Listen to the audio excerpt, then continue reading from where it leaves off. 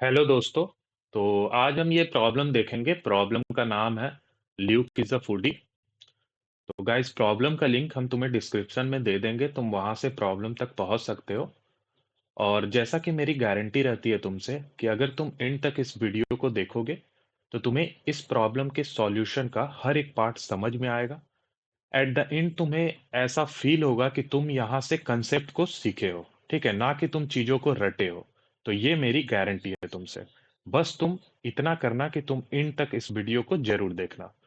तो आओ चलते हैं वन नोट पर और समझते हैं इस प्रॉब्लम को। तो गाइस, जो हमारा फ्लो रहता है बताने का, उसमें सबसे पहले हम प्रॉब्लम के स्टेटमेंट को क्लियर करते हैं। क्योंकि अगर हमारा प्रॉब्लम का स्टेटमेंट ही क्लियर नहीं होगा तो हम प्रॉब्लम क्या ही सॉल्व करेंगे। ठीक है। तो इस प्रॉब्लम में क्या है, इस प्रॉब्लम में मुझे एन पाइल्स ऑफ फूड दे रखा है। ठीक है। और हर पाइल ऑफ फूड में कितना यूनिट ऑफ फूड है वो डिनोट कर रहा है ये A1 A2 so on up to AN। यानी कि फर्स्ट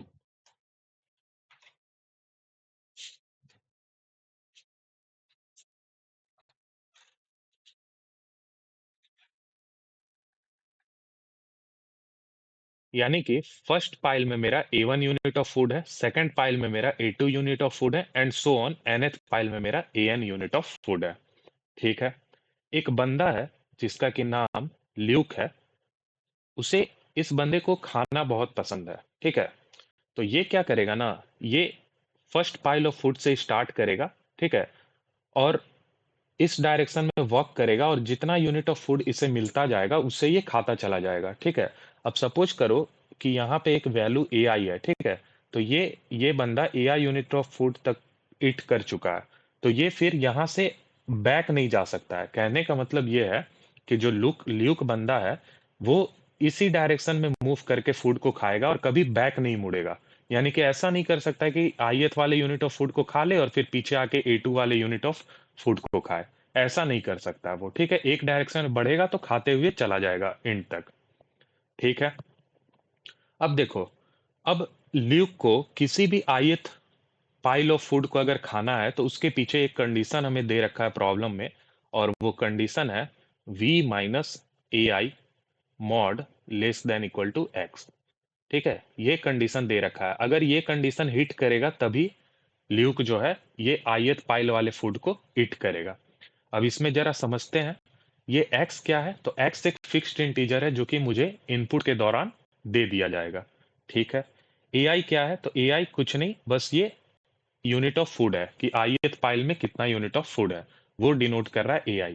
अब ये V क्या है, तो V एक ऐसा वैल्यू है जिसकी वैल्यू हमें सेट करनी है। यानी कि ल्यूक को उस वैल्यू को सेट करना है सच दैट कि हर पाइल पे उसे ये कंडीशन हिट करता हुआ दिखे। ठीक है। तो देखो, सबसे पहले क्या करेगा ना, सबसे पहले ल्यूक जब फर्स्ट वाले पाइल को खाना चालू करेगा उससे पहले वो V की वैल्यू को सेट कर लेगा। ठीक है। V की वैल्यू को सेट कर लिया। अब सपोज करो वो जो भी V की वैल्यू को सेट किया उसमें A1 A2 ये सेटिस्फाई कर रहा था इस वाले कंडीशन को। ठीक है। अब उसके बाद वो जैसे ही A3 पे गया तो ये जो V का वैल्यू उसने सेलेक्ट किया था वो सेटिस्फाई नहीं कर रहा था। यानी कि वो इस कंडीशन को सेटिस्फाई नहीं कर रहा था। तो वो क्या कर सकता है ना, वो थर्ड वाले यूनिट ऑफ फूड को खाने से पहले V की वैल्यू को अगेन चेंज कर सकता है। तो हमें इस प्रॉब्लम में ये बताना है कि जो ल्यूक है वो मिनिमम कितना चेंजेस करे V की वैल्यू में ताकि वो सारा का सारा पाइल ऑफ फूड ईट कर ले। ठीक है। आई होप तुम्हें क्वेश्चन समझ आ रहा होगा। ठीक है। अब देखो, अब एक और चीज यहाँ पे तुम्हें जानना है, वो ये है कि जो सबसे पहले जो ल्यूक V का वैल्यू सेलेक्ट करेगा, यानी कि फर्स्ट पाइल ऑफ फूड को खाने से पहले जो ल्यूक सेट करेगा V का वैल्यू, उसको हम नहीं कंसिडर करेंगे ऐसा चेंज। ठीक है। वो चेंज में काउंट नहीं होगा। ठीक है। तो यही है गाइस प्रॉब्लम का स्टेटमेंट। अब एक एग्जांपल लेते हैं ताकि तुम्हें प्रॉब्लम का स्टेटमेंट पूरे तरीके से क्लियर हो जाए। ठीक है। तो अब जो हमारा नेक्स्ट फेज होता है वो होता है एग्जाम्पल वाला फेज। जब हमें प्रॉब्लम का स्टेटमेंट क्लियर हो गया तब हम एक एग्जाम्पल लेते हैं और उसकी अंडरस्टैंडिंग को पूरे अच्छे तरीके से क्लियर कर लेते हैं। ठीक है। तो एक एग्जाम्पल मैं यहाँ से पिक कर लेता हूँ। ये फर्स्ट वाला ही ले लेता हूँ। 533856 533856। ठीक है। तो यहाँ इसे मैं नोट कर लेता हूँ। 533856। ठीक है, ये 5 है। अब देखो ये क्या है, ये n का वैल्यू है, यानी कि 5 पाइल ऑफ फूड मुझे दिया हुआ है, ठीक है। और ये 3 क्या है, 3 गाइस ये x का वैल्यू है। ये जो हमने कंडीशन देखा था ना, v minus A I mod less than equal to X, तो इसमें जो ये x है वो ये है, ठीक है। और ये क्या है, ये हर पाइल में कितना यूनिट ऑफ फूड है उस चीज को डिनोट कर रहा है, यानी कि A1 A2 AN जो हमने अभी डिस्कस किया वही है ये चीजें, ठीक है। तो इनपुट का फॉर्मेट तो मुझे समझ आ गया। अब देखो, अब इसमें क्या होगा ना, इसमें v की वैल्यू मुझे इनिशियली सेलेक्ट करनी है, ठीक है, ताकि ये फर्स्ट वाले पाइल को खा सके। तो इसका जो एक्सप्लेनेशन है गाइस, जो प्रॉब्लम स्टेटमेंट में दे रखा है उसमें उन्होंने v की वैल्यू को पिक किया है एज अ 5, ठीक है। तो अब जरा चेक करो, इनिशियली उन्होंने v की वैल्यू को 5 रखा है, तो चेंजेस कितना आएगा, तो अभी जो चेंजेस है, इनिशियली मेरा चेंजेस 0 है, ठीक है। और इनिशियली मैंने v की वैल्यू को 5 सेट किया है, तो भी चेंजेस में मुझे काउंट नहीं करना है, क्योंकि मैंने बताया कि जो हम इनिशियल v का वैल्यू लेंगे वो एज अ चेंजेस नहीं काउंट होगा, ठीक है। अब जरा चेक करो, अब हम इस वाले पाइल पे आए, फर्स्ट पाइल पे। तो फर्स्ट पाइल पे अगर हम कंडीशन अगर अपना निकाले तो v यानी 5 माइनस ए आई, यानी कि इस वाले केस में A1 होगा, तो A1 3 है। क्या 5 माइनस 3 का mod less than equal to है 3 के, क्योंकि x का वैल्यू 3 है। हमने जस्ट ये वाला कंडीशन चेक किया है, ठीक है। तो जरा चेक करो, क्या 2 लेस देन इक्वल टू 3 है, हाँ ट्रू है, यानी कि ल्यूक इस यूनिट ऑफ फूड को ईट कर लेगा, ठीक है। फिर ल्यूक किस पे चला जाएगा, सेकंड वाले पे चला जाएगा। मुझे पता है कि ये जब मूव करेगा तो ये केवल फॉरवर्ड डायरेक्शन में मूव करेगा, बैकवर्ड नहीं जाएगा, ठीक है। तो अब सेकंड वाले पाइल पे आ गया है।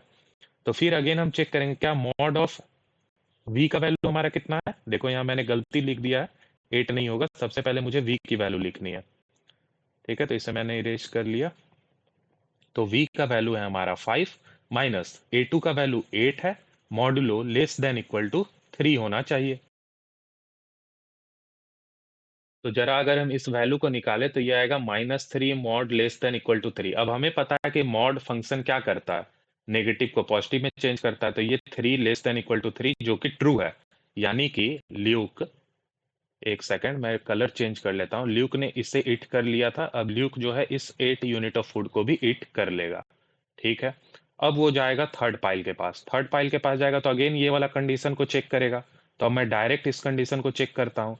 तो 5 minus 5 modulo less than equal to 3, तो 0 लेस देन इक्वल टू 3 जो कि ट्रू है, यानी कि ल्यूक जो है इस यूनिट ऑफ फूड को भी ईट कर लेगा। अब इसी तरह से वो जाएगा सिक्स्थ वाले के पास, तो तुम सिक्स्थ वाले को भी चेक करना, सिक्स्थ वाले को भी वो ईट कर लेगा और 7 वाले को भी वो ईट कर लेगा, यानी कि यहाँ जो आउटपुट होगा वो 0 होगा, क्योंकि चेंजेस 0 ही रह गया, कुछ हमने चेंजेस नहीं किया वी में, ठीक है। तो गाइस यही था प्रॉब्लम का स्टेटमेंट और ये एग्जाम्पल। अब मुझे उम्मीद है कि तुम्हें प्रॉब्लम का स्टेटमेंट पूरे अच्छे तरीके से क्लियर हो गया होगा, ठीक है। तो हमने प्रॉब्लम के एक पार्ट को तो समझ लिया, ठीक है, जो कि प्रॉब्लम का स्टेटमेंट था। अब हम मूव करेंगे अपने लॉजिक वाले पार्ट पर, ठीक है। ठीक है, तो हम लॉजिक अपना देख लेते हैं कैसे हम इस प्रॉब्लम को सॉल्व करेंगे, क्योंकि हम जानते हैं कि हमारे लिए कोई भी प्रॉब्लम डिफिकल्ट नहीं है, ठीक है। प्रॉब्लम की लेवल डिफिकल्टी कुछ भी हो हम उसे जरूर सॉल्व करेंगे, ठीक है। तो देखो, इस प्रॉब्लम में हमें क्या कंडीशन दे रखा है, इस प्रॉब्लम में हमें ये कंडीशन दे रखा है फूड को खाने के लिए, ठीक है। तो जरा इस इक्वेशन को ब्रेक करते हैं, ठीक है, क्योंकि हमें पता है कि यहाँ वेरिएबल कौन है इस पूरे इक्वेशन में, इस पूरे इक्वेशन में वेरिएबल है v, ए आई और एक्स की वैल्यू मुझे पता है, तो क्यों ना हम इस वी वेरिएबल की वैल्यू को निकाल लें कि उसका क्या रेंज बन रहा है, ठीक है। तो अब जरा इस मॉड फंक्शन को तोड़ो, तो मॉड फंक्शन को तोड़ेंगे तो हमें क्या रिजल्ट मिलेगा, ठीक है। ये गाइस ये ब्रैकेट है, ये मॉडुलो वाला ये नहीं है ऑपरेटर, ओके, ये ब्रैकेट मैंने लगाया है। तो इसकी वैल्यू -x से x होगी।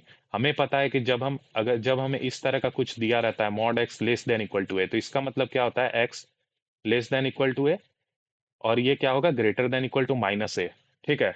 अब अगर तुम चाहते हो इस चीज को चेक करना कि क्या ये वाला चीज और ये वाला चीज सेम है, तो तुम देख सकते हो कैसे, तुम एक ए की वैल्यू को कुछ मान लो यहाँ पे, ठीक है। तो mod x less than equal to 2 कर लो, x is less than equal to 2, x is greater than equal to -2। अब देखो ये बोल रहा है कि x की वैल्यू कहाँ से कहाँ तक है, -2 से 2 के बीच की वैल्यू है, ठीक है। और ये दोनों ही इंक्लूडेड है, यानी कि यहाँ तक में हम किसी वैल्यू को पिक कर सकते हैं। तो पिक करो, इस रेंज में तुम कोई भी वैल्यू पिक कर लो। -1, अगर हम -1 यहाँ पिक करेंगे और इसमें अगर डालेंगे तो -1 का mod 1, 1 less than equal to 2 true है। ठीक है, तो यानी कि इस रेंज के किसी वैल्यू के लिए ये ट्रू है, इसका मतलब कि ये चीज सही है। अब तुम इस रेंज के बाहर की वैल्यू को ले लो, यहाँ -3 है, -3 को लो, तो -3 का मॉड करेंगे तो क्या बनेगा 3, तो 3 लेस देन इक्वल टू 2 है, नहीं है। ठीक है, तो यानी कि पता चल गया कि यही मेरा सही है। तो ये जो मैंने यहाँ लिखा, मैंने इसका भी तुम्हें यहाँ पे लॉजिकली प्रूफ दे दिया है। ठीक है, इस चैनल में तुम्हें कोई भी चीज रटाया नहीं जाएगा, हर चीज का तुम्हें प्रूफ मिलेगा। ठीक है, तो आई होप तुम्हें ये चीज समझ में आया होगा। अब मैं इसे इरेज कर देता हूँ।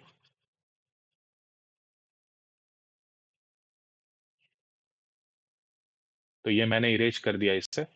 ठीक है, तो गाइस हम इस इक्वेशन तक तो पहुंच गए हैं। ठीक है, सही है। अब हम एक काम करते हैं, हम इस इक्वेशन पे प्लस ए आई कर देते हैं। ठीक है, तो -x plus A I less than equal to v minus A I plus A I. ठीक है, less than equal to x plus A I. ठीक है, अब इस चीज को मैं क्या लिख सकता हूं, मैं प्लस वाले को पहले लिखता हूं, तो ए आई माइनस माइनस एक्स। ठीक है, सेम चीज मैंने लिखा। अब ये देखो, minus A I plus A I cancel हो गया।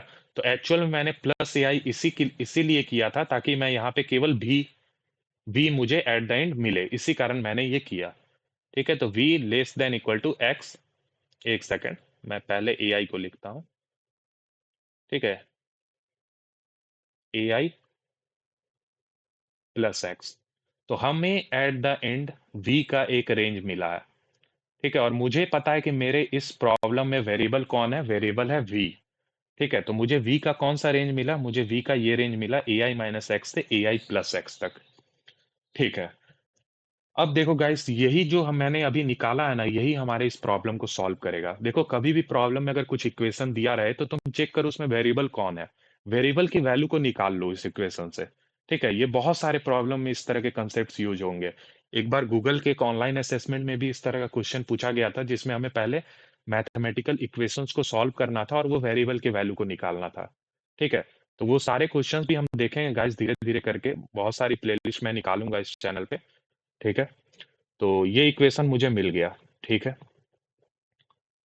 अब जरा देखो, अब मैं एक एग्जांपल लेता हूं ताकि मैं अपने लॉजिक को तुम्हें समझा सकूं। तो मैं ये सबसे बड़ा वाला एग्जांपल यहाँ पिक कर लेता हूँ, 12 8 25 33 17। ठीक है, 25 33 17। ठीक है, तो मैं पेन की कलर को चेंज कर लेता हूँ।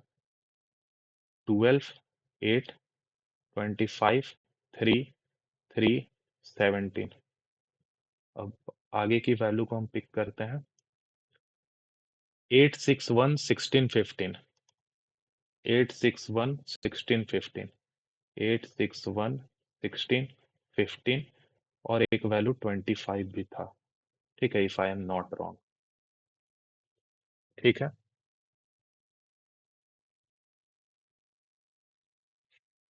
अब 25 के बाद क्या है, 17 और 23। ठीक है, तो इसे भी हम नोट कर लेते हैं, 17 और 23। ठीक है, तो गाइस ये है पहला value, second, third, fourth, fifth, sixth, seventh, eighth, ninth, 10, 11, 12। तो देखो, ये हमें कितना पाइल्स दे रखा है, 12 पाइल्स दे रखा है। और हर पाइल में कितना यूनिट ऑफ फूड है वो ये चीज डिनोट कर रहा है, और ये हमारा एक्स का वैल्यू है। ठीक है, ठीक है, तो गाइज ये हमें क्या बता रहा है, ये हमें बता रहा है कि अगर किसी भी ith पाइल ऑफ फूड को अगर हमें खाना है, तो v का वैल्यू ए आई माइनस एक्स से ए आई प्लस एक्स के रेंज में होना चाहिए। ठीक है, तो देखो ल्यूक क्या करेगा, फर्स्ट वाले पाइल ऑफ फूड से स्टार्ट करेगा। तो जरा चेक करो कि अगर फर्स्ट वाले पाइल ऑफ फूड को अगर ल्यूक को खाना है तो v का क्या रेंज होगा। ठीक है, तो निकालते हैं हम। ठीक है, तो फर्स्ट पाइल के लिए v का रेंज मेरा क्या आ रहा है, जरा हम लिखते हैं इसे। तो ए आई माइनस एक्स, तो ए आई का वैल्यू क्या है, 25 माइनस 8। तो 25 माइनस 8 करेंगे तो हमें मिलेगा 17। ठीक है, तो रेंज कहाँ से कहाँ होना चाहिए, 17 से लेकर के ए आई प्लस एक्स तक। तो ए आई 25 है, प्लस 8 अगर हम करेंगे तो हमें कितना मिलेगा, हमें मिलेगा 33। तो ये हमारा रेंज होना चाहिए v का, यानी कि अगर हम इस रेंज में से कोई सा भी v का वैल्यू सेलेक्ट करेंगे तो ल्यूक जो है इस वाले फूड को खा लेगा। ठीक है, इस वाले यूनिट ऑफ फूड को खा लेगा, यही है इसका मीनिंग, एकदम सिंपल शब्दों में।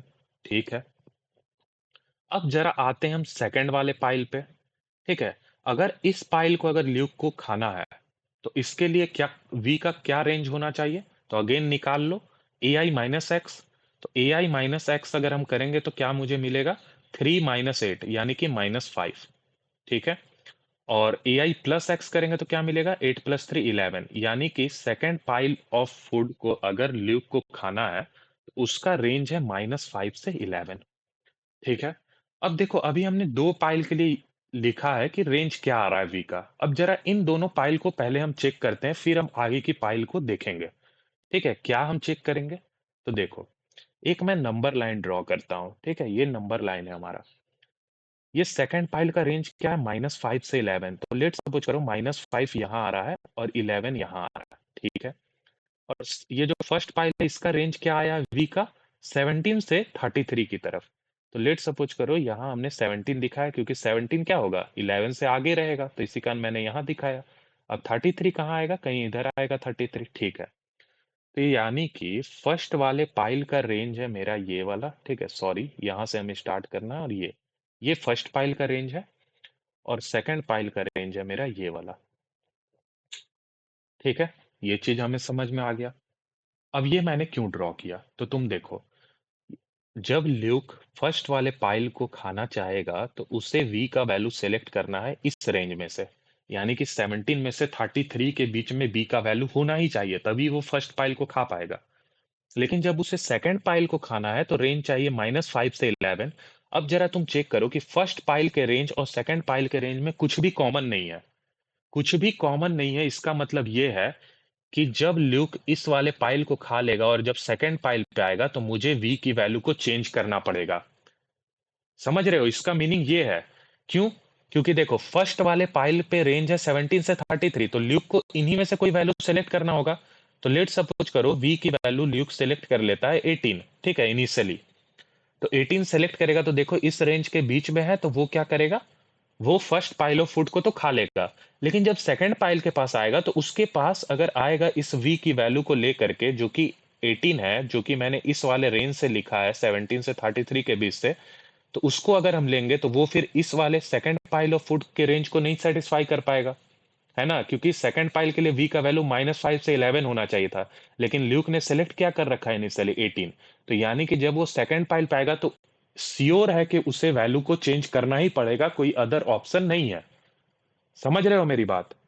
ठीक है, तो यानी मुझे समझ में आ गया कि एक चेंज तो लगेगा। एक चेंज मैं क्यों कह रहा हूं? क्योंकि इनिशियली जो वी का वैल्यू हम सेलेक्ट करते हैं उससे हम एज अ चेंज नहीं कंसीडर करते हैं। अभी तक मैंने तुम्हें ये बात बहुत बार रिपीट कर दिया है। ठीक है, तो जैसे ही हम सेकंड पाइल पे आएंगे तब मुझे वी की वैल्यू को चेंज करना होगा, और वो मैंने तुम्हें बताया है, क्योंकि फर्स्ट पाइल को खाने के लिए वी का रेंज मेरा 17 से 33 बन रहा था। लेकिन जब सेकंड पाइल को हम खाने के लिए आ रहे हैं तो वो रेंज में कुछ कॉमन ही नहीं है, तो इसका जो भी वी हम सेलेक्ट करेंगे वो इसके लिए वी का काम ही नहीं करेगा, क्योंकि इसके लिए वी का रेंज ही अलग है। ठीक है, तो यानी कि चेंजेस कितना हो गया? 1। ठीक है, तो अभी तक हमने दो पाइल को सिलेक्ट किया और हमें पता चल गया चेंजेस 1। तो इसका मतलब ये है कि अभी करंटली मेरा कौन सा रेंज वैलिड है? देखो, अभी हम सेकंड पाइल पे आए हैं। ठीक है, तो सेकंड पाइल को अगर हम खाना है, अगर सेकंड पाइल ऑफ फूड को अगर हमें खाना है ल्यूक को, तो उसे v की वैल्यू इस रेंज में सेलेक्ट करनी होगी -5 से 11 तक, है ना? तो यानी कि अभी करंटली मेरे पास ये रेंज है -5 से 11। अब हम आगे बढ़ते हैं फर्दर 3 की वैल्यू के लिए, यानी कि थर्ड पाइल पे अब हम मूव करते हैं। ठीक है, तो अब हम लिखते हैं थर्ड पाइल का केस। देखो, थर्ड पाइल का भी सेम ही वैल्यू है 3, तो उसके लिए अगेन v का रेंज क्या आएगा? -5 से 11। अब तुम देखो, जो सेकंड फाइव पाइल के लिए मेरा कौन सा रेंज था? -5 से 11, और थर्ड पाइल के लिए भी सेम ही रेंज आ गया।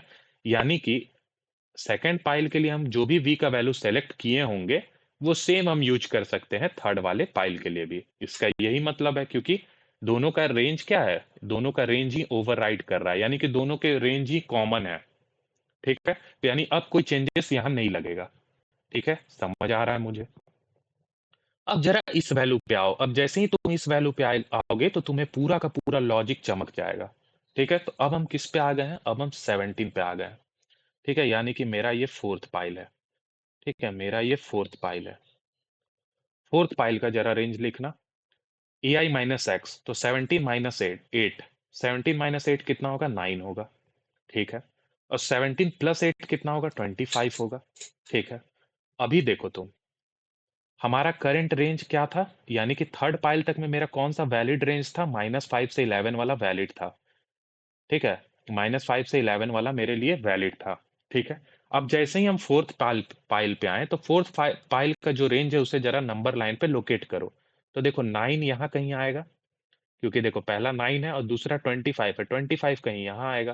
तो यानी यानी कि मुझे समझ में आ रहा है, मैं कलर जरा चेंज करता हूँ। ठीक है, यानी कि 9 से लेकर के 25 जो है, ठीक है, 9 से लेकर के जो 25 है, ये मैं यहाँ थोड़ा दिखा देता हूँ। ठीक है, आई होप तुम समझ रहे होगे, ये 9 के नीचे ही मैंने ये सर्कल किया है। ठीक है, और ये 25 के नीचे है ये सर्कल। तो मेरा जो रेंज निकला फोर्थ पाइल के लिए वो निकला 9 से 25, यानी कि अगर इस बीच का कोई भी वी का वैल्यू होगा तो वो सेटिस्फाई करेगा फोर्थ पाइल को खाने में। ठीक है, अब मेरा इसके प्रीवियस तक में मेरा कौन सा रेंज था? इसके प्रीवियस तक में मेरा रेंज था -5 से 11, यानी कि ये वाला रेंज। ठीक है, ये वाला रेंज। अब जरा तुम चेक करो, इस रेंज में मुझे ये चीज कॉमन दिख जाएगा। ठीक है, 9 से लेकर के 11, ये पार्ट मेरे लिए कॉमन है। ठीक है, ये पार्ट मेरे लिए कॉमन है। अब इससे जरा देखो क्या फायदा होगा। जब मैं इस 3 को खा रहा था, ठीक है, जब मैं इस सेकंड वाले पाइल को खा रहा था, यानी कि जिसकी वैल्यू 3 थी, तो उसमें रेंज कितना था? -5 से 11 था। यानी कि इस सेकंड पाइल को खाने के लिए मुझे इस बीच का वी का कोई वैल्यू सेलेक्ट करना था। करेक्ट है। थर्ड पाइल को जब हम खा रहे थे तो उसमें भी मुझे इसी रेंज के बीच का कोई वैल्यू सेलेक्ट करना था। अब जब मैं फोर्थ पाइल को खा रहा हूं तो मुझे इस बीच का कोई वी का वैल्यू सेलेक्ट करना है। तो देखो, मैं क्यों ना कुछ ऐसा वैल्यू सेलेक्ट करूं जो कि अगर पॉसिबल हो तो मैं तीनों को ही एक साथ खा लूं बिना किसी चेंजेस का। एक ऐसा मैं बी का वैल्यू ले लूं जो कि क्या करे, तीनों के तीनों पाई को खाने में मदद करे अगर पॉसिबल हो तो। देखो, अब मैं यहाँ बोल रहा हूँ पॉसिबल हो, ये मैं क्यों बोल रहा हूँ मैं अभी तुम्हें दिखाऊंगा। अगर ये पॉसिबल है खाना, तो मैं क्यों ना ऐसा करूं कि मैं तीनों पाइल को एक ही वी की वैल्यू पे खा लूं, ताकि मेरा चेंजेस कम लगे और मुझे आउटपुट भी करना है मिनिमम चेंजेस। ठीक है, तो मिनिमम चेंजेस को वो इंश्योर भी करेगा। ठीक है, तो अगर इन तीनों पाइल को एक साथ खाना है तो पॉसिबल कब होगा ये खाना? जब इनके बीच में कुछ कॉमन रहे। अब देखो तुम, अब मैं अगर v का वैल्यू, ये 9 से 11 वाला पार्ट कॉमन दिख रहा है, तो अगर मैं v का वैल्यू अगर 10 सेलेक्ट कर लूं, यानी 9 से 11 के बीच का कोई वैल्यू अगर सेलेक्ट कर लूं, तो मैं यहाँ 10 सेलेक्ट कर रहा हूं। तो जब मैं v का वैल्यू 10 सेलेक्ट करूंगा ना, तो देखो, ये 10 इस रेंज में भी है।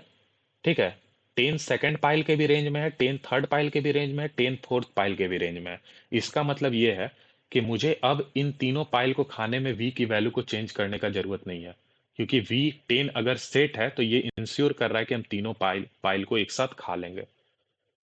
समझ रहे हो? तो इस प्रॉब्लम में हमें क्या करना है? इस प्रॉब्लम में हमें कुछ नहीं करना। अब यहाँ तक में तुम्हें बहुत सारी चीजें समझ में आ गई होंगी। इस प्रॉब्लम में एक हम रेंज रखेंगे, एक वेरिएबल रखेंगे एल, एक वेरिएबल रखेंगे आर। इनिशियली एल की वैल्यू को दे देंगे A0 - x, यानी कि जो फर्स्ट फाइल है उसका रेंज हम तैयार कर रहे हैं वी का। ठीक है, और आर की वैल्यू को दे देंगे A0 + x। अब ये एल और आर हमने बना लिया। अब जैसे ही हम सेकंड वाले पाइल पे मूव करेंगे तो हम चेक करेंगे कि क्या सेकंड वाले पाइल का कुछ कॉमन है प्रीवियस पाइल से, यानी कि इस एल और आर, क्या ये एल और आर कॉमन है इस सेकंड पाइल के एल और आर से? एल और आर सेकंड पाइल का क्या है? कुछ नहीं है, ये रेंज है। ठीक है, इस रेंज को मैं एल और आर बोल रहा हूँ, लोअर और लेफ्ट और राइट से मैं इसे बता रहा हूँ। ठीक है, ये मेरा लोअर वाला पार्ट, ये मेरा हायर वाला पार्ट। ठीक है, तो जैसे ही हम सेकंड पाइल पे आएंगे तो सेकंड पाइल के लिए भी हम एक एल और आर का वैल्यू निकाल लेंगे, यानी कि बेसिकली वी का रेंज हम निकाल लेंगे। ठीक है, ये मेरा एल है, ये मेरा आर है। ठीक है, तो ये हम सेकंड पाइल के लिए निकाल लेंगे, इसे मैं L1 और R1 बोलता हूँ। और जो मेरा प्रीवियस जो एल आर सेट है, मैं चेक करूंगा क्या इन दोनों में कुछ कॉमन है। अगर कुछ कॉमन होता है तो इसका मतलब ये है कि मुझे कोई चेंजेस नहीं करना है। वही तो हम कर रहे थे जब हम थर्ड पाइल फोर्थ पाइल पे आए, जिसका रेंज 9 से 25 था। तो हम चेक किए कि क्या इसका कुछ कॉमन है पीछे वाले के साथ। तो देखो ये कॉमन मुझे दिखा, 9 से लेकर के 11 तक ये पार्ट कॉमन था। तो जब भी कॉमन दिखेगा तो हमें चेंजेस करने का नीड नहीं है, ठीक है। और अगर कुछ कॉमन नहीं है, जो कि मुझे देखने को मिला था फर्स्ट और सेकंड पाइल में, जिसमें कि कुछ भी कॉमन नहीं था, तो जब कुछ भी कॉमन नहीं होगा तो चेंजेस बढ़ाना पड़ेगा। इसी कारण मैंने यहाँ चेंजेस को 1 किया था फर्स्ट और सेकंड पाइल के केस में। समझ रहे हो? तो अब मेरा यही लॉजिक रहेगा और इसी के अनुसार हम इम्प्लीमेंट भी करेंगे इस प्रॉब्लम को। ठीक है, तो आई होप तुम समझ गए होगे। ठीक है, तो अब हम इसे जरा इरेज करके फिर फर्दर आगे बढ़ते हैं अपने इस वाले एग्जाम्पल के लिए। ठीक है, तो मैं कुछ कुछ चीज़ों को यहाँ इरेज कर देता हूँ।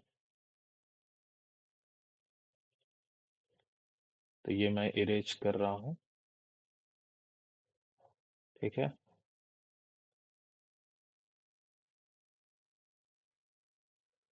तो इसे मैंने ड्रॉ कर लिया। ठीक है, अब फिफ्थ पाइल की तरफ बढ़ते हैं हम जरा। फिफ्थ पाइल की तरफ हम बढ़ते हैं। तो मुझे पता है कि मुझे अभी करंट रेंज क्या मिला है। देखो, प्रीवियस वाला मेरा रेंज था, सेकंड और थर्ड पाइल के लिए मेरा ये रेंज था। ठीक है, -5 से लेकर के 9 तक, सॉरी -5 से लेकर के 11 तक। सेकंड और थर्ड पाइल का यही रेंज है। ठीक है, -5 से लेकर 11 तक। और जो फोर्थ पाइल था उसका रेंज था मेरा, ये 9 की वैल्यू है। ठीक है, उसका रेंज था मेरा 9 से लेकर के 25 तक, ये रेंज था। तो जब हम फिफ्थ पाइल के पास पहुंचेंगे तो उसके लिए ये जो एल और आर जो हम अभी अभी मैंने तुम्हें दिखाया था, जो हम मेंटेन कर रहे हैं, उसके लिए एल और आर क्या जाएगा। तो देखो, अब ये सेकंड, थर्ड और फोर्थ पाइल, इन तीनों में कौन सा कॉमन पार्ट दिखा था? कॉमन पार्ट मेरा ये वाला था, 9 से लेकर के 11 तक। तो यानी एल में मेरा 9 रहेगा और आर में मेरा 11 रहेगा। यानी कि अब जो रेंज है, अब वो रेंज श्रिंक होकर के, ठीक है, छोटा होकर के कहाँ, कितना में कन्वर्टेड है? इतना में कन्वर्टेड है। ठीक है, 9 से लेकर 11 तक में ही कन्वर्टेड है। ठीक है, क्योंकि हमने चेक किया कि अगर सेकंड, थर्ड और फोर्थ को अगर कवर करना है तो इसी रेंज की वी की वैल्यू मुझे चाहिए। तो करंटली मेरा अभी यही रेंज है। अब फर्दर हम आगे चेक करेंगे। ठीक है, तो अब हम आ गए हैं फिफ्थ पाइल पे। तो जरा फिफ्थ पाइल का रेंज निकालना। फिफ्थ पाइल का वैल्यू है 8। तो 8 माइनस एक्स, तो एक्स का ही वैल्यू 8 था, तो 8 माइनस एक्स 0। और 8 प्लस एक्स अगर हम करेंगे तो कितना हमें मिलेगा? हमें 16 मिलेगा। तो यानी कि अगर फिफ्थ पाइल को अगर हमें खाना है तो वीक का ऐसा वैल्यू सेलेक्ट करना हो जो किस रेंज में हो। तो यहाँ मैं अब 0 दिखा देता हूँ। सॉरी, 0 -5 के बाद आएगा, है ना। नंबर लाइन पे हमें सही तरीके से रिप्रेजेंट करना। तो 0 लेट सपोज करो यहाँ आ रहा है। ठीक है,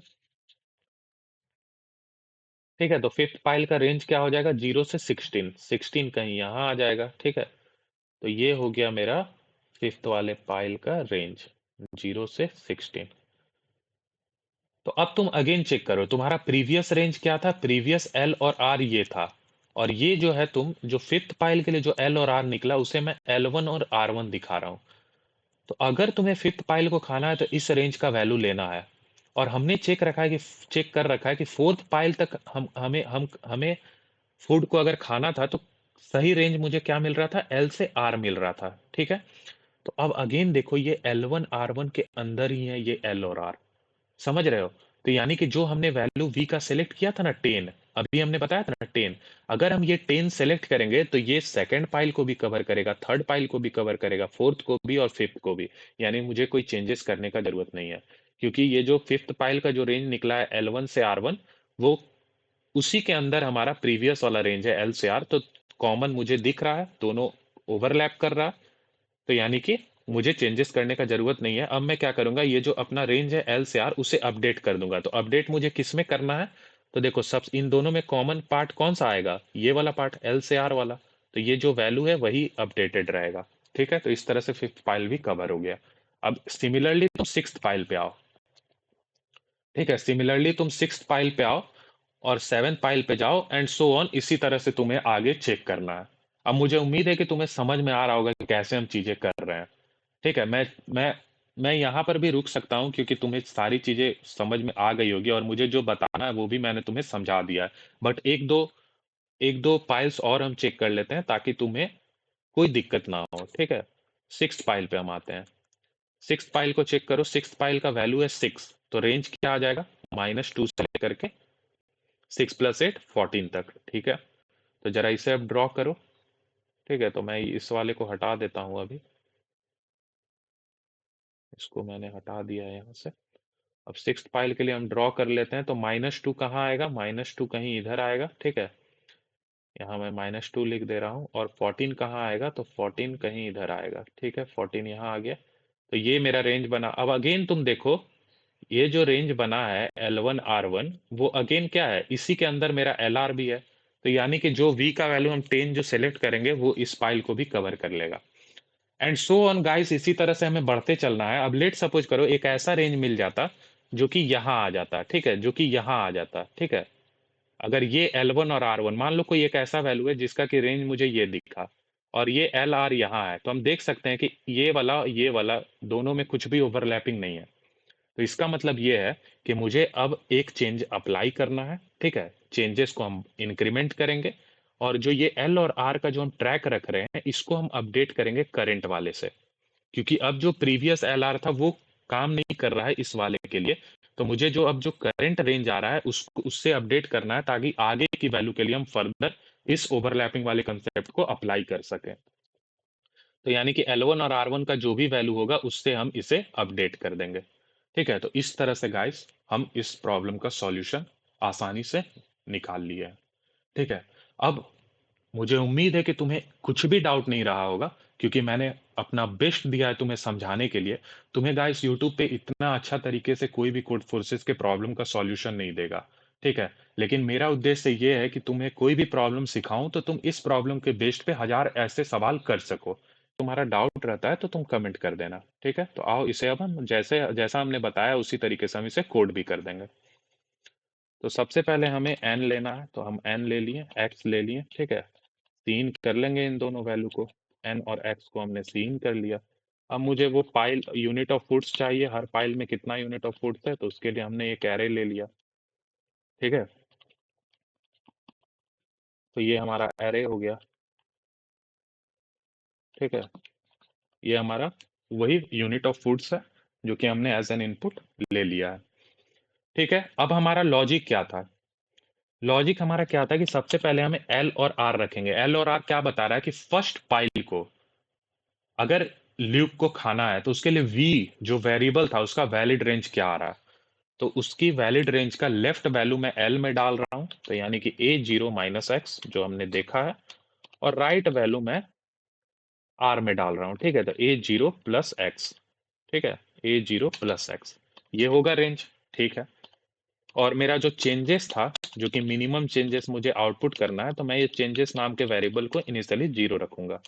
ठीक है, अब मैं क्या करूंगा, i = 1 से i<n तक चलूंगा i++, यानी कि अब मैं सेकंड पाइल से स्टार्ट कर रहा हूँ। ठीक है, क्योंकि फर्स्ट पाइल के फर्स्ट पाइल के वी वैल्यू को मैंने ऑलरेडी स्टोर कर रखा है यहाँ एल और आर में। अब हम सेकंड पाइल से स्टार्ट करेंगे, तो मुझे चेक करना है। ठीक है, मुझे चेक करना है सबसे पहले कि क्या ये जो सेकंड पाइल का जो एल और आर है। ठीक है, तो मैं इसे जरा लिख लेता हूँ। L1 में मैं इस वाले पाइल की रेंज को लिखूंगा, वी की वैल्यू की रेंज को लिखूंगा, और R1 में मेरा राइट वाला आ जाएगा। ठीक है, सॉरी AI होगा, AI+X। तो अब मुझे चेक करना है कि ये जो मेरा प्रीवियस LR है और ये जो करंट वाले वैल्यू के लिए जो L1 R1 है, क्या ये दोनों ओवरलैप कर रहे हैं? अगर ओवरलैप करते हैं, ठीक है, अगर ओवरलैप करते हैं, जो कि मैं इफ वाले में अभी कंडीशन डालूंगा। ठीक है, अगर ओवरलैप करते हैं तो मुझे क्या करना है, मुझे L की वैल्यू और R की वैल्यू को अपडेट करना है। ठीक है, और कुछ नहीं करना है इसमें। ठीक है, केवल अपडेट करना है, क्योंकि यहाँ तो हमें चेंजेस इंक्रीमेंट नहीं करना। लेकिन अगर ये ओवरलैप नहीं करता है, तो ओवरलैप नहीं करता है तो उस केस में हमको चेंजेस को इंक्रीमेंट करना होगा, जो कि अभी हमने लॉजिक में देखा है। और एल की वैल्यू को L1 से अपडेट करना है, आर की वैल्यू को R1 से अपडेट करना है। ठीक है, और लास्ट में क्या करना है, लास्ट में मुझे सी आउट कर देना है चेंजेस को। ठीक है, सी आउट कर देना है मुझे चेंजेस को। करेक्ट। ठीक है, अब मुझे ये वाला इफ वाले कंडीशन को जरा चेक करना होगा। अब मुझे क्या चेक करना है, क्या एल और आर और L1 और R1 इन दोनों में कुछ ओवरलैपिंग वाला पार्ट है, ये मुझे चेक करना है। और अगर ओवरलैपिंग वाले पार्ट है तो एल और आर की वैल्यू को अपडेट करना है। तो आओ इस चीज को जरा वन नोट पे समझते हैं। ठीक है, कि कौन कौन सा केस पॉसिबल है। ठीक है, देख लेते हैं हम। देखो सबसे पहला पार्ट, हमारा क्या है, हमारा एक तो एल आर है और दूसरा एल वन आर वन है, एल वन आर वन है। तो लेट सपोज करो एल से आर यहाँ है, ठीक है, एल से आर यहाँ है। तो सबसे पहला पार्ट तो ये हो जाता है कि एल वन और आर वन क्या हो जाए, इसके अंदर ही आ जाए। ठीक है, ये मेरा एल वन, यहाँ सॉरी, एक सेकंड मैं इसे इरेज करता हूँ। एल वन आर वन मेरा कुछ ऐसा बन जाए, ठीक है, ये मेरा एल वन आर वन हो जाए। ये देखो, ये सबसे पहला केस है जो कि ओवरलैपिंग वाला है। ठीक है, तो ये फर्स्ट केस। सेकंड केस मेरा क्या हो जाए, ठीक है, सेकंड केस मेरा क्या हो जाए कि एल आर यहाँ आ जाए, ठीक है, एल आर यहाँ आ जाए, करेक्ट है। और एल वन और आर वन कुछ इस तरह का हो जाए, यानी कि एल वन इस रेंज के अंदर में रहे और आर वन इधर चला जाए। ठीक है, दो केसेस हमें समझ में आ गया। थर्ड केस क्या बनता है, जरा थर्ड केस देखते हैं हम। हमें ओवरलैपिंग वाले जस्ट केस को देखना है, ठीक है, और इसे भी हम समझेंगे, हम चीजों को रटेंगे नहीं। अभी मैं चाहता तो डायरेक्ट इफ कंडीशन लिख देता और तुम्हें बोल देता कि ओवरलैपिंग के लिए ये चीजें हो रही हैं, लेकिन मैं वैसा नहीं, मुझे तुम्हें एक्सप्लेन करना है हर चीजों को, ठीक है, ताकि तुम खुद इन चीजों को निकाल पाओ। ठीक है, तो अब देखो, ये मेरा एल आर है, ठीक है, थर्ड केस मेरा कुछ ऐसा बन जाएगा, ठीक है, एल वन यहाँ आर वन यहाँ। ठीक है, ये तीन केस पॉसिबल हो गया। ठीक है, चौथा केस क्या आएगा जरा देखना। चौथा केस ये आ सकता है, ठीक है, चौथा केस ये आ सकता है, जस्ट इसका उल्टा आएगा। ठीक है, जो ये तीन केस हम निकाले ना, इसी की तरह और तीन केस बन जाएगा। कैसा तीन केस, तो देखो, अब क्या होगा, एल वन यहाँ आ जाए, आर वन यहाँ आ जाए। ठीक है, समझ रहे हो, पहले मेरा एल और आर था, अब L R L one R one क्या है वो मैंने तुम्हें अभी कोड में भी दिखाया और एग्जाम्पल लॉजिक में भी डिस्कस किया है। ठीक है, हर चीजों का मतलब समझना। अब देखो एल वन आर वन यहाँ आ गया और एल आर यहाँ चल जाए, ठीक है, एल आर यहाँ चल जाए, ये भी तो ओवरलैपिंग का केस है, दोनों में कॉमन ही है। ठीक है, तो यानी कि ये वाला जो केस था वन वाला, वो सेम हो गया फोर की तरह। बस खाली क्या करना है, एल वन आर वन यहाँ आ जाएगा, एल आर वहां चल जाएगा। सिमिलरली एक जो सेकंड वाला केस है, उसी की तरह एक फिफ्थ केस भी बनेगा, जिसमें एल वन आर वन यहाँ रहेगा, एल आर ऊपर रहेगा। एंड सिमिलरली थर्ड वाले की तरह सिक्स्थ वाला भी बनेगा। ठीक है, आई होप तुम समझ गए। और यही छह केस पॉसिबल है गाइस ओवरलैपिंग का, तुम निकाल के भी देख सकते हो। अब जरा चेक करो, ठीक है, अब जरा चेक करते हैं हम।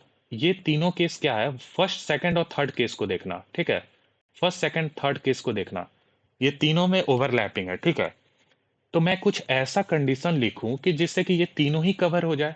ठीक है, तो अब देखो मैं क्या लिखूंगा। अगर L1 का value greater than equal to L है, ठीक है, एंड L1 का वैल्यू अगर less than equal to R है, ठीक है, L1 का वैल्यू अगर greater than equal to L है, ठीक है, L1 का वैल्यू अगर less than equal to R है, तो ये एक ओवरलैपिंग का कंडीशन है। ठीक है, ये सबसे पहला। और R1 का वैल्यू अगर less than equal to R है, ठीक है, सॉरी एक सेकंड, मैं यहाँ एक चीज करता हूँ।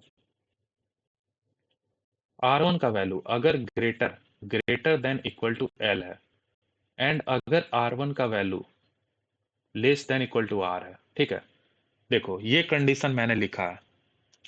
अगर इन दोनों कंडीशन में से कोई भी अगर हिट करता है, तो उसकी मदद से हम फर्स्ट सेकंड और थर्ड तीनों केस को कवर कर लेंगे। अब जरा चेक करो, यहां मैंने कहा है कि L1 अगर greater than equal to R, L और less than equal to R, इसका मतलब क्या है ना, कि L1 का वैल्यू अगर L और R के बीच में कहीं पे भी आ जाए, ठीक है, यानी कि इस रेंज में अगर कहीं पे भी L1 का वैल्यू आ जाए, तो वो एक ओवरलैपिंग का केस है। तो देखो फर्स्ट वाला केस हमारा यहाँ से कवर हो गया, L1 बीच में ही आ रहा है।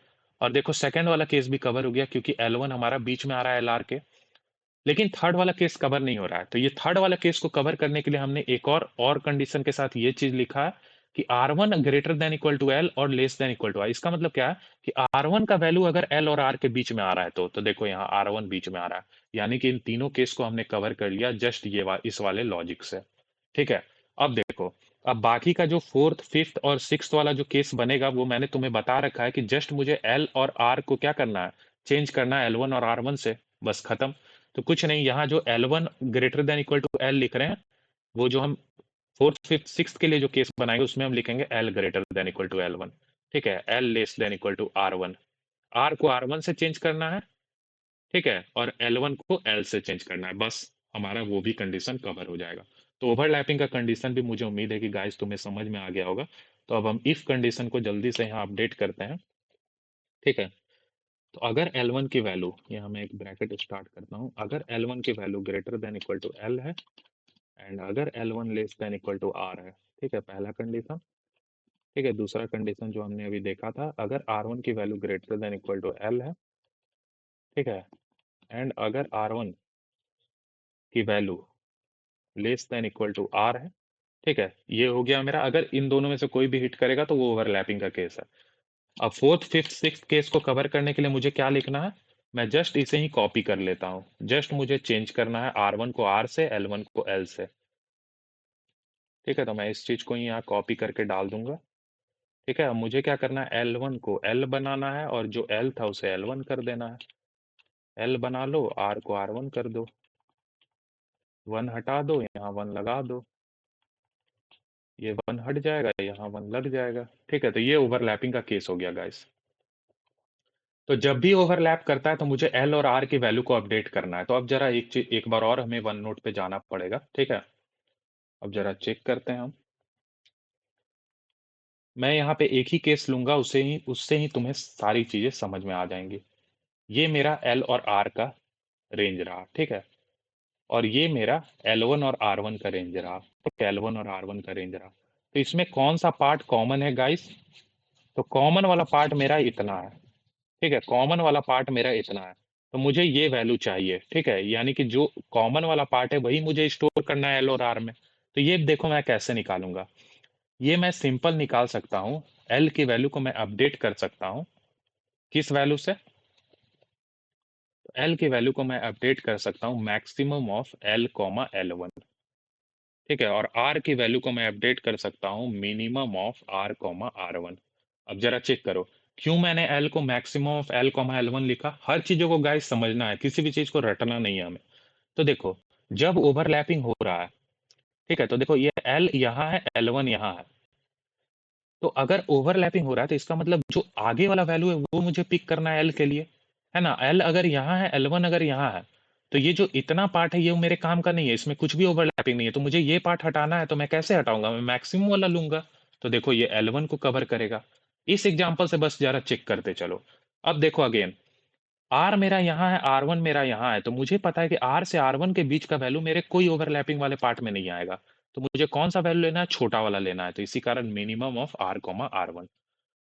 आई होप तुम्हें मैंने हर एक पार्ट समझाया है और तुम हर एक पार्ट समझे हो। ठीक है, तो एल में मुझे क्या करना है? Maximum of L comma L1, और आर में मुझे क्या करना है? Minimum of R comma R1। ठीक है, आर कॉमा R1। तो गाइस ये हमारा कोड कंप्लीट हो चुका है। अब इसे हम एक बार रन करके चेक कर लेते हैं कि कहीं कुछ हमने गलती तो नहीं किया है।